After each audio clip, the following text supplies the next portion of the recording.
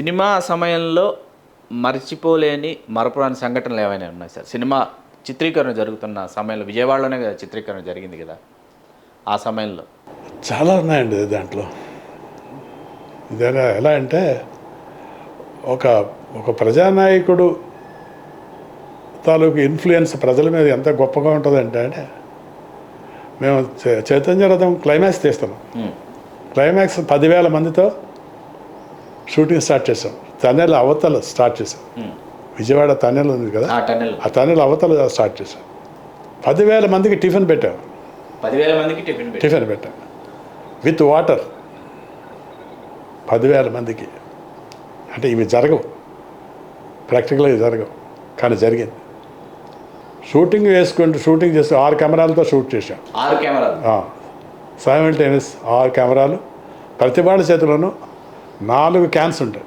Film cans 4 cans ఉంటాయి. ఒక can అయిపోయిన వెంటనే అది ఒక పర్టికులర్ పాయింట్కి వెళ్ళిపోవాలి. క్యాన్ వేరే ఎవరికి వెళ్ళకూడదు. ఇలాగా మధ్యాహ్నం షూటింగ్ జరిగింది.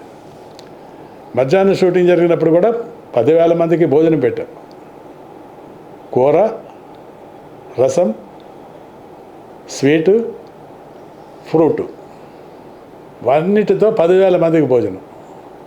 ఇది ఎక్కడ జరిగేది ఎవరు కాదు. అందరూ భోజనం చేయటం. ఇంత పేపర్ ముక్క కూడా లేదండి ఎక్కడ రోడ్డు మీద. మొత్తం అంతా చక్కగా మళ్ళీ క్లీన్ అయిపోయింది లొకేషన్. మళ్ళీ స్టార్ట్ యాక్షన్. మళ్ళీ స్టార్ట్ అయ్యింది. టనెల్ నుంచి బయటకు వచ్చాం, మేము బ్లాక్ అయిపోయాం.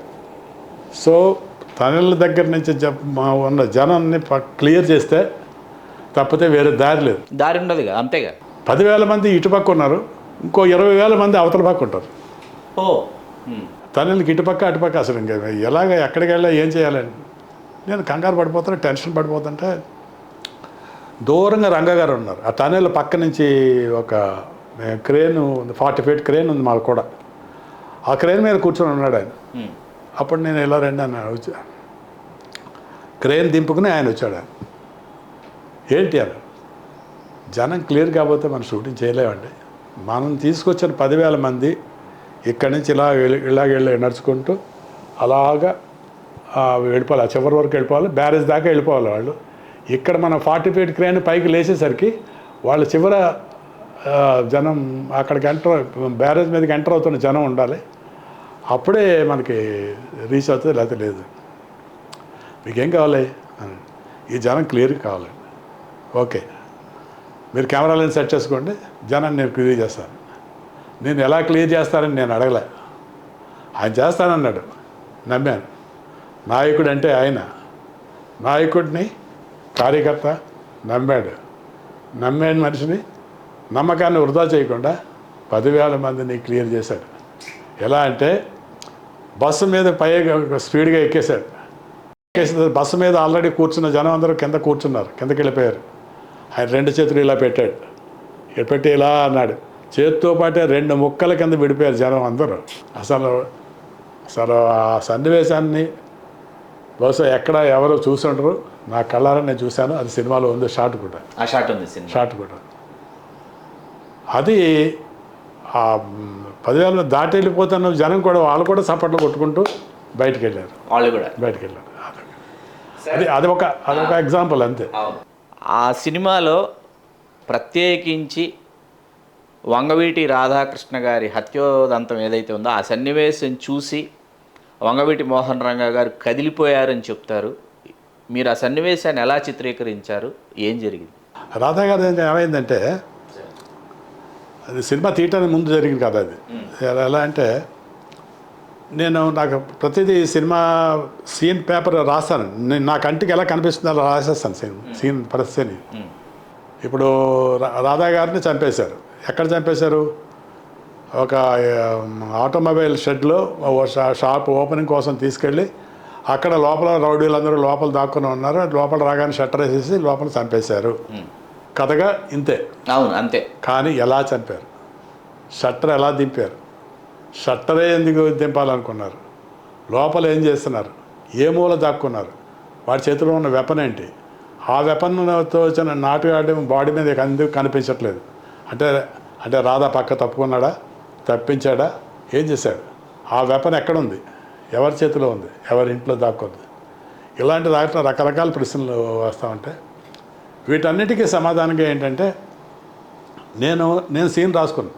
ఆయన ఎలా చంపేసి ఉంటారో అన్నది ఊహించి నేను సీన్ రాసిన తర్వాత కమ్యూనిస్ట్ పార్టీలో ఒక ఆయన ఉన్నాడు, నాకు తెలుసున్న పెద్ద మనిషి, లోపల ఏం జరిగింది అనేది కళ్ళారా చూసిన మనిషి. లోపల ఏం జరిగిందో కళ్ళారా చూసిన మనిషి. పేరు చెప్పగలరా? చెప్పను. ఆయన క్లియర్గా చెప్పాడు ఏం జరిగింది అన్నది చెప్పాడు. ఏం జరిగింది అన్నది తర్వాత అందరికీ తెలిసిపోయింది. బట్ అప్పటికి ఎవరికి తెలియదు. గమ్మత్తు ఏంటంటే జోకులు ఎలా వేసేవారంటే షూటింగ్ స్టార్ట్ విత్ ఆ మర్డరే. ఆ మర్డర్ సీన్తో స్టార్ట్ చేశారు. షూటింగ్ స్టార్ట్ చేస్తాం. అది 5 రోజులు అయింది అప్పటికి, ఇంకా షూటింగ్ పూర్తి అవ్వట్లేదు. అందరూ ఇంకా ధవళ సత్యంగాడికి రంగా గారికి ఫిట్టింగ్ పెట్టేయచ్చు మనం అని అనేవాళ్ళు రెడీగా ఉండి, మర్డర్ ఏంటి 5 రోజులు ఏంటన్నా మరీ ఫూల్ చేస్తున్నాడు, మరీ డైరెక్టర్ మరీ ఓవర్ యాక్షన్, వాడిని కొడతాడు ఈయన కొడతాడు అని పట్టుకుని ఎవడరా నా కొడక అంటాడు పెద్ద రౌడీలాగా, ఏంటన్నా మరిదానా అని రంగా గారికి చెప్తాను. రంగా గారు ఒకటే మాట చెప్పాడు, అది మనకు తెలియని పని, మనకు తెలుసున్న పని మనకు తెలుసున్న పని అది, వాడికి తెలుసున్న పని అది, ఆయన ఆ పని చేయని మనం ఈ పని చేద్దాం అని అన్నాడు. అయిపోయింది. తర్వాత దాసనారాయణ గారు కంప్లైంట్ ఇచ్చారు, మర్డర్ సీన్ 5 రోజులు తీస్తున్నాడు ఇంకా అవ్వలేదు, బహుశా ఎన్ని రోజులు అవుతుందో తెలీదు అని చెప్పేసి. గురుగారు ఆవిడ నైట్ ఫోన్ చేశాడు, ఏంట్రా గోళ అన్నాడు. ఏంటన్నా? ఏం లేదు, ఏది మర్డర్ సీన్ అంటే 5 రోజులు షూటింగ్ చేస్తున్నా అంటే ఇంకా 2 రోజులు 3 రోజులు పట్టొచ్చు అని అన్నాడు. అవునన్నా 2 days పడుతుంది, 3 days కాదు కానీ 2 days గ్యారెంటీ పడుతుంది. సరే ఏదో ఒకటి తొందరగా ఫినిష్ చేయి అన్నాడు.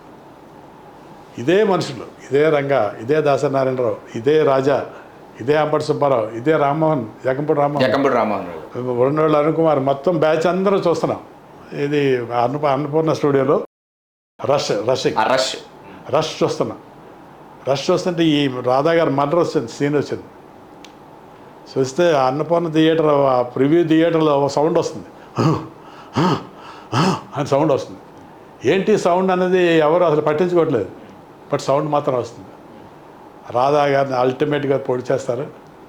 రంగా వచ్చి కాలేజీగానే అలా నడుస్తాడు.